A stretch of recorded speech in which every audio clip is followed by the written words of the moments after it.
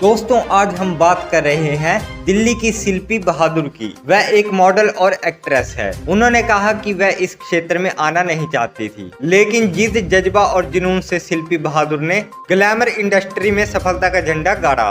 उन्होंने कहा कि उनकी शादी उनकी पढ़ाई पूरी होने से पहले ही हो गई थी। उन्होंने बताया कि शादी के बाद उन्होंने अपनी उच्च शिक्षा प्राप्त की, फिर नौकरी करने की इच्छा हुई, परंतु उनके पति एक उच्च सरकारी अधिकारी है, इसलिए हमेशा ट्रांसफर होता रहता है और बच्चे बहुत छोटे थे तो नौकरी का ख्याल दिल से निकाल दिया। परंतु जिज्ञासु मन हमेशा अपनी छोटी सी पहचान बनाने के लिए आतुर रहता था। जीवन में किसी भी चीज की कमी नहीं थी, लेकिन खुद के लिए लगता था कि कुछ तो करूं।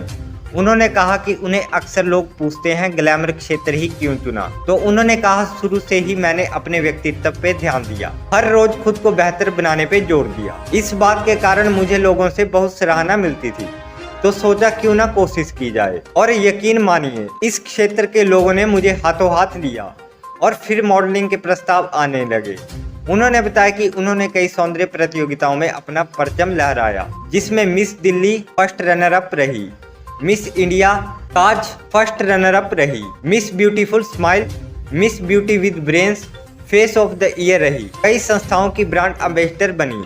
उन्होंने कहा कि फिर एक्टिंग के प्रस्ताव भी आए तो वो कर रही हूँ, अनेकों प्रतियोगिताओं में निर्णायक की भूमिका निभा रही हूँ, बहुत सारे रैंप वॉक किए और हाँ, सबसे बड़ी बात की विभिन्न संस्थाओं द्वारा ढेरों सम्मान प्राप्त हुआ।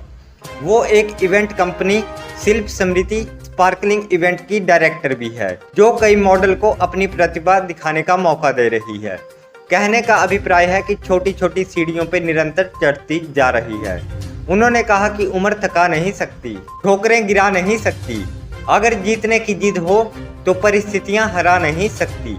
इसलिए मेरा हर औरत से निवेदन है कि कभी खुद को कम मत समझो, क्योंकि आपके हिम्मत और साहस को देखकर आपके बच्चे भी वैसा ही बनेंगे। अपनी जिंदगी को बेहतर बनाने की जिम्मेदारी सिर्फ आपकी है।